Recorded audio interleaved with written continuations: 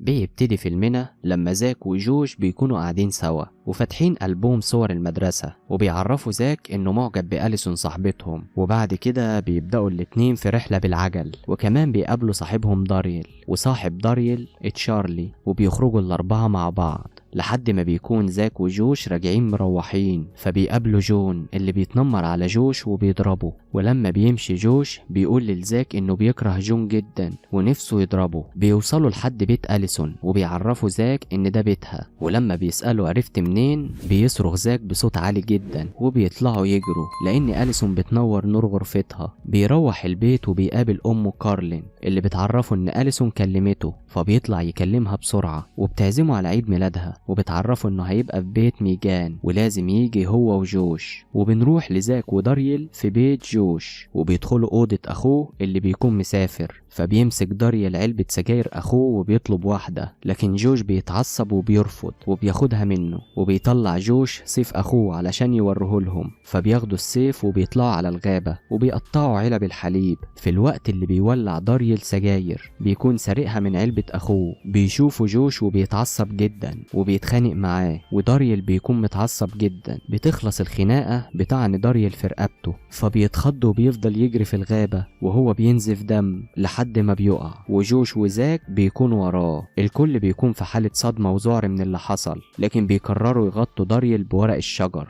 وكمان بيساعدهم تشارلي وبيرمي السيف في الحفرة، وبيتفق التلاتة انهم ما يقولوش لحد خالص. ووقت ما بيروح زاك يخبي عجلة داريل بيضرب ايده في الحيطة وده بيخليها تتكسر. وبيرجع زاك البيت بيلاقي أليسون اللي بتقوله ان كارلين قالت لها انك بره وراجع قريب. فبيروح زاك اوضته وبيربط دراعه، وبتدخل أليسون عليه فبيعيط وما بيرضاش يقول لها حاجة. ولما بتمشي أليسون بيروح زاك لكارلين علشان تربط له دراعه. وفي تاني يوم بيروح زاك المدرسة لكنه ما بيلاقيش جوش جه، فبيقلق جدا. وبعد المدرسة بيروح لتشارلي اللي بيقوله ما ينفعش حد يشوفنا واحنا بنتكلم او يعرف اننا اصحاب. فبيروح زاك لبيت جوش وبيخبط، لكن جوش ما بيفتحش ولا بيكلمه. ولما بيروح بتقوله كارلين ان ام داريل اتصلت وبتقول انه غايب ومرجعش، لكنه بيقول ما شفتوش من فترة، بس بتقوله انها قالت ان داريل اخر حاجة قالها انه رايح معاك انت وجوش لبيت جوش، لكن بيكذب وبيقول لها لا. ولما بينام زاك بيحلم ان داريل جاله وقتله. وكمان في المدرسة بيفكر كل الطلاب بتتكلم عن داريل في كل مكان في المدرسة. بيقابل جوش اخيرا وبيقوله انه حاسس بالذنب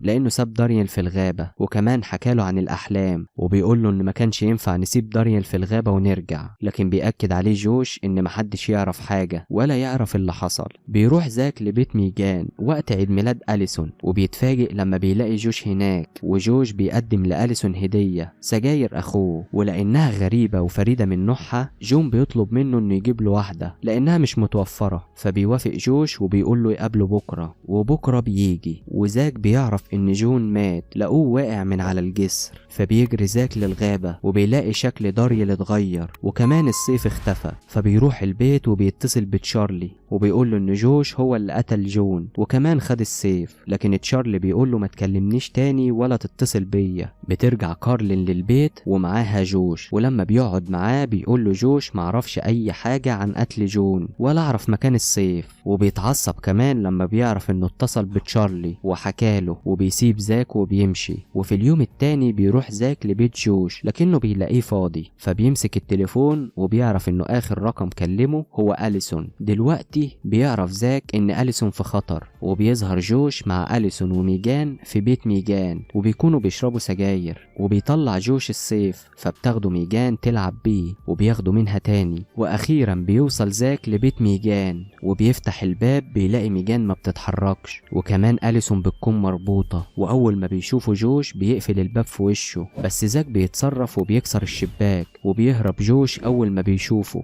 بيتأكد ان ميجان ماتت وبيروح يفك أليسون اللي بتكون متصابة، بس بيسيبها لما بيسمع حركة بره. بيقابل جوش وبيتخانقوا، بتخلص بضرب زاك بالسيف على ايده وراسه، فبيفوق جوش للحظة وده بيخلي زاك يجري، لكنه بيتضرب بالسيف في جسمه وبيفضل يصيبه، وبيظهر ان جوش اتحول لوحش. لكن اخيرا بيجي واحد من الجيران وبينقذ زاك من جوش، وكمان بتوصل الشرطة وبتلاقي السيف وبتاخده، والاسعاف كمان بتوصل وبتاخد أليسون، وبيظهر جوش وهو في عربية الشرطة علشان نرجع بعد فترة مع أليسون اللي بتكون في المدرسة وباين على رقبتها آثار جرح من جوش. ولحد هنا بيكون انتهى فيلمنا. بتمنى منكم تعملوا لايك وتشتركوا في القناة وتفعلوا جرس الإشعارات وتستنوا أجدد الفيديوهات، ولو انتم على الفيسبوك اعملوا فولو، وكمان ما تنسوش تدخلوا تاخدوا لفة في القناة لأن فيها فيديوهات كتير جدا هتعجبكم. سلام.